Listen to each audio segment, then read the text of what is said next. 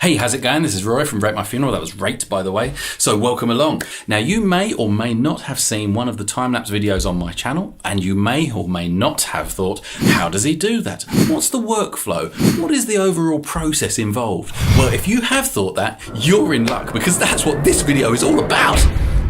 Sorry, let me just calm down a second. I was getting a bit excited there. This is quite cool because what used to be a real slog for me, I've now got a really nice, easy way to do it. So we're going to look at how I process the photographs. The actual configuration of the time-lapsing of the prints, I'll do in a whole separate video, if that's something that you want. In this one, we'll just look at the processing of the video, and then maybe another one we can look at what I then do with the videos in After Effects for final touch-ups and so on. But as I say, this used to be a bit of an issue for me. I used to collect up all the rules, put them into After Effects, and then the whole thing would be a slog of trying to get it to preview and test, and it was just horrid. So I went out and looked for a better way to do it, and I found a piece of software called LRTimelapse.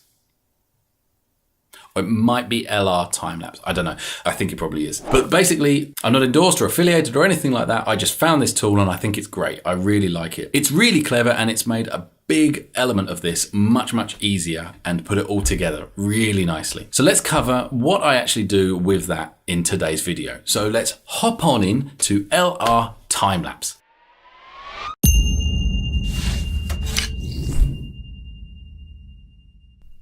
Okay, so this is LRTimelapse, and this is the software that I was just speaking about. And this is the best workflow I have found to work with the time lapses. If I do it directly in After Effects on its own, I just constantly find I have problems with sluggishness and file sizes and the problem with Flickr, and then a plugin to resolve that. And I don't know, I found that this, I got the demo, I tried it and it worked really well. So it made me buy the full license just for the standard version, not the pro version. There's a few more features you get with the pro, but this is the standard. And yeah, this works really well for me on here. So I'll take you through my workflow on how I do it. Obviously, I've already collected all the photographs from the time lapse, which I'm using Lapse to create the 3D prints. And then they're here. So I'll just select this. So this is what we're going to be looking at here. It's this octopus. And when you select it, the first thing it will do is collect all the data and load up all the information about the photographs that are in the folder. Now, this can take a little while depending on the speed of your PC. And put it this way, this is a really powerful PC. This is an i9 total 32 core machine. And it's still not particularly quick at doing stuff like this. So, and I've even got this running on the solid state drive. It's not running on the external drive or anything. So yeah, this can take a little while, but what you'll see is this very satisfying thing of it adding up all these numbers, adding the lines together, and there it goes. It starts putting stuff in and gives you an idea of your kind of exposure as you're going through the time lapse. Let me just speed this up though, so that we don't have to sit and wait for it.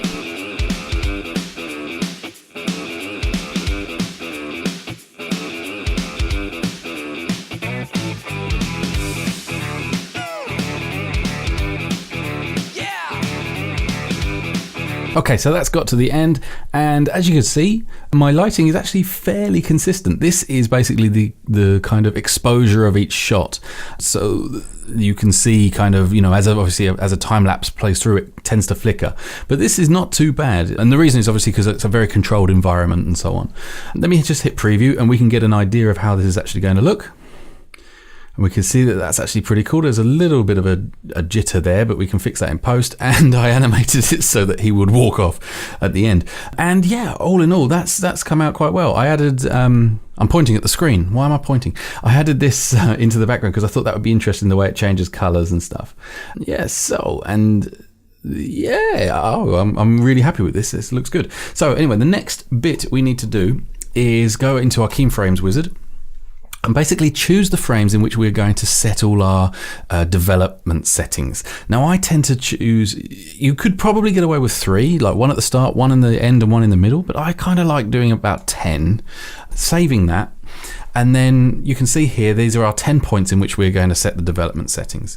Now to do that, we need to use Adobe Lightroom Classic. And it's really important to know that it has to be the classic version. This does not work with Adobe Lightroom, the standard version. But it now wants me to drag it into Lightroom. So let's go ahead and do that by just simply grabbing that, We'll hover over the Lightroom and we'll pop that in. This will now generate a bunch of thumbnails and ask for the import details.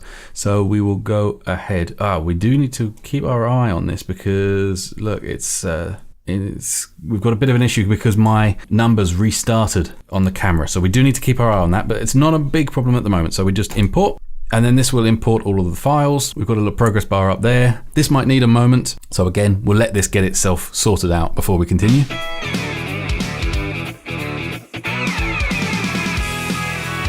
Okay, so that's now done and we can have a look. So our sequence has worked, that is fine. That was just obviously the way that Lightroom displays it. So now what we can do is come down to filters and there will be some LRT filters. So we can say LRT keyframes and we'll see our 10 images there. So we can now select, again, this is down to preference, but what I tend to do is go to the final shot, which is obviously in this case the very final shot, it's not in there anymore, but the final shot that shows at least the print so that I can see how it's going to look and then I work backwards. So I'll highlight that one and hit develop. And now, so we've got a few issues here. I've printed in this silk, it's actually silk silver, but it's looking pretty white. But one of the real difficulties with these kinds of time lapses is getting the focus point just right because of the fact that you don't know where it's going to be exactly. And obviously if you've got a shallow depth of field to get this nice look, you will quite often miss. So I'm quite pleased that's not a bad position to get that in. And I need to do a few tweaks here. If I've got something white on the screen, I will generally use the picker just to maybe grab something white and choose the color. That clearly wasn't white, so I think maybe this, no, that's, yeah, maybe just do it to taste. So I'll just have it how I think looks kind of cool, so somewhere around there. I'm sure there's a proper scientific way of doing that, but I don't care. Right, so exposure I'm not too worried about at the moment because I want to do, there's a change that I generally always do. Again, we've got a bit of an issue here because it's a bit blown out because it's this filament. So what I tend to do is turn the highlights down and then that will show us a bit of the detail. Then we can put the shadows up, which will give us back some of that light, a little bit of whites, and just pull the blacks down a little bit, and that gives us quite a smart looking shot anyway. So clarity, maybe we could if we have a look in both directions. Yeah, I think just a little bit of clarity. Dehaze, again, I like to just punch it both extremes and just sort of see. So again, somewhere around there. Vibrance, you've got to be a little bit careful with vibrance. If you push it too much, it kind of looks a bit weird, but I quite like that. Saturation, similar. So I think maybe something like this, just ever so minor tweaks. I sometimes do a little bit of a tone curve as well, just like really subtly pull that around. I'm thinking I might just give it a little bit more clarity, and maybe just pull that down ever so slightly and then put the exposure back up a little. So something along those lines. We can now see a bunch of detail in him. We can see all the imperfections and everything at least. Yeah, no, I'm quite happy with that. That's pretty good. Sometimes I'll run a bit of sharpening through it if I think it really needs it. And what we sometimes end up with is, even though I've actually used, I was only running 200 ISO and I was using a flash, you still get quite a lot of noise in these areas. So I use this noise reduction just to punch those and help soften those up a little bit. But a lot of that's actually a bit of maybe global illumination from that. But yeah, that's cool. Right. And again, sometimes I'll do the lens correction, but it depends what it does to my RMF logo. So if we turn that on, it doesn't look too bad. It's only ever so slight. Let's go with it. We'll keep that on. So now that I've done that, I can actually pretty much, if I come down here and press Control A, select them all, and then go scripts and then sync frames, this will now apply those same settings to all the shots. So I can just have a quick look through and see we get some funny colors in there, but our little guy here is good, and that's the bit I'm interested in. Okay, so that's cool. I'm now going to go back into him once more. I don't know why Thanos just suddenly comes to the front on the first shot there. It's quite funny. But I might crop this here, because if we crop at this point, it will still export it at a higher resolution. So let's do crop, and I'm going to do something along these lines. I want to keep this edge in, so maybe we'll just do something like this, but I don't want him too far over, but I want the ending. Okay, let's go with that. We'll just do a little crop, and I think, yeah, we'll do that. That helps a little, right? Okay, and let's go to our library. Okay, so that's all of that done. Now we need to grab all of these, and we need to say, actually, do you know what? I will just have another quick closer look at these. There we go. Ah, that's well sharp right at the front here. That looks all right. Let's come back out and let's go with that. So we'll select all, and we'll come back up to metadata, and we'll do save to files. Okay. That's now done. So now we can head back into LRTimelapse, and we can do reload, and then that will pull in a bunch more information. There we go. And we can see our kind of where our exposure is. Because this line is quite even, that's why this one is also similar, and I don't really need to go through every single one of those keyframes and tweak them. But if you've got a time lapse where maybe the lighting was changing quite a lot, that's why you would want lots of keyframes, and that's why you'd then want to tweak them all, and it would make a maybe more subtle curve to reduce the overall flicker throughout the and the overall changes throughout the time lapse. But again, controlled environment, it's worked out really well. So now we've got that, we can now run auto transition, and this will move this line, which is all our data. There we go, and move all of the other photos that aren't those keyframes so that they kind of transition between one another. Once that's done, we then hit visual previews. Again, this is another thing that, depending on how fast your computer is, depends on how long this will take. But we get a cool, fun graph bar line grow that we can sit and watch.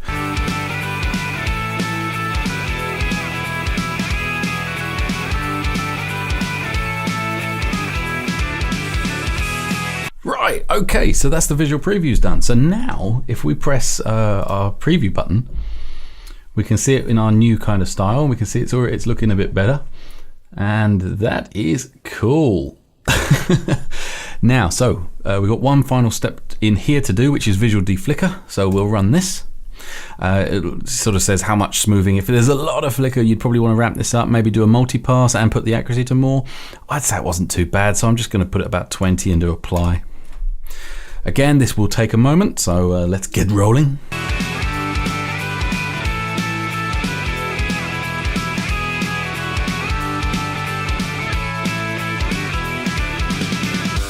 Okay, so that's visual D Flickr done. So we can do one more preview, and we can see that that's looking now pretty good. Although this is a bit psychedelic, I'm not sure it was such a good idea, but we'll worry about that later. We'll deal with it in post in somehow or another. Great. Now, just as we thought that was it, there actually is a bunch more stuff to do, but it's not too bad. Basically, we need to go back to Lightroom, and we need to come down here and turn off the filters so that we can see all of the files.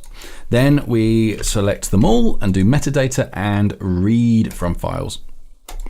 This will then update all of these with all the information that the LRTimelapse just added to smooth out the flickering and all of that. And it will sit and redo all the thumbnails, and that'll take a little while, but we don't need to worry too much. If we just select one of these, we must do this first. Before we press export, we must go to the go to folder in library. If we don't, it'll whinge and tell us that we've got to do that before we do it. So we'll start with that. Make sure everything is selected, and we do export. And here we can choose some details. So first of all, I want to use the Lrt Jpeg 4K export. I'll export it at 4K. It asks me where I want to put it.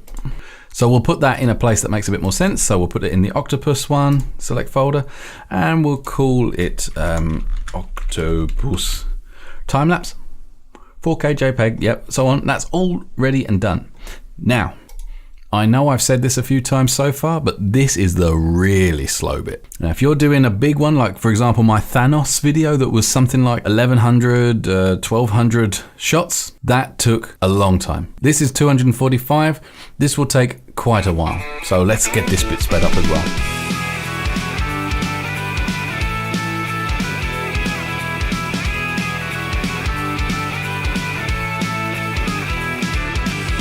Okay, so we can see that that is now done. That took around about 4 minutes, and that was for 245 images. So what do we do now? Right, I will then render it out, and it looks like it's going to put it in the right place for me anyway, so I'm happy with that. The first one I'm going to do is 4K full size, because I want to be able to move the camera around inside of After Effects, which we'll cover another time. And I'm going to do very high quality, and this tick box will make it automatically show you in Explorer as soon as it's finished. We can add motion blur if we want. There is a force output to 16:9 if you want to get an idea of how that's going to look, and you can move that up or down. But again, I want to be able to do that myself in post. With the standard version and not the Pro, you don't get quite so many options. I could maybe go 6K if I had the Pro version, but honestly, I don't think it's really necessary, at least in my case. 30 frames per second, speed 1:1, and we're good to go. So I'm just going to go ahead and hit render. Now, this is where I'm going to be a little bit clever, is that while that's rendering, I'm going to do it again.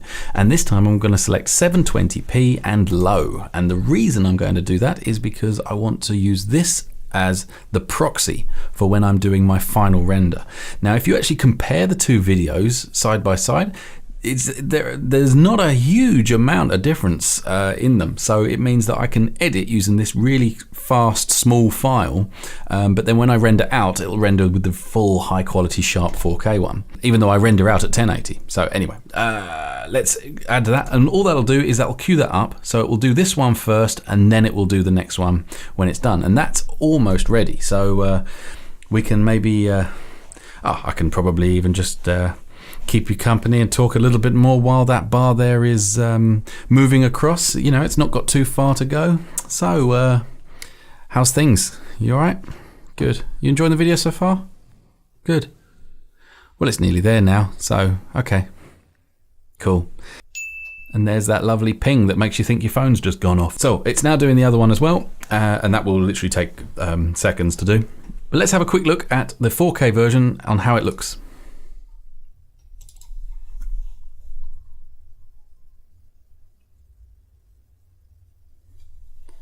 Superb, and it walks away nicely. Now, oh, and there was the other video. So there's the 720. So let's just really quickly now look at the 720 version.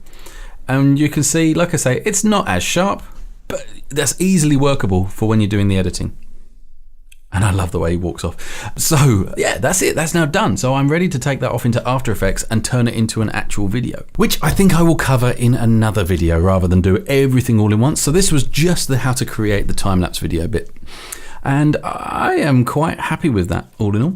Well, I hope that was interesting to you. This is the little guy. This is the little articulated octopus that you just saw in that video, which is a fantastic print. I did scale it up a little bit, but it's really cool. I really like it.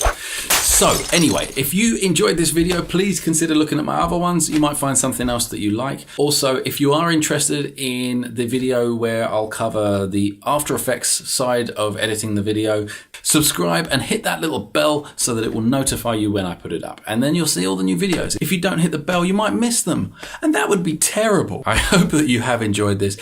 Just a little thing that probably went on longer than intended, but that's generally how I roll. And yeah, hopefully I shall see you in the next one. All right, cheers, bye.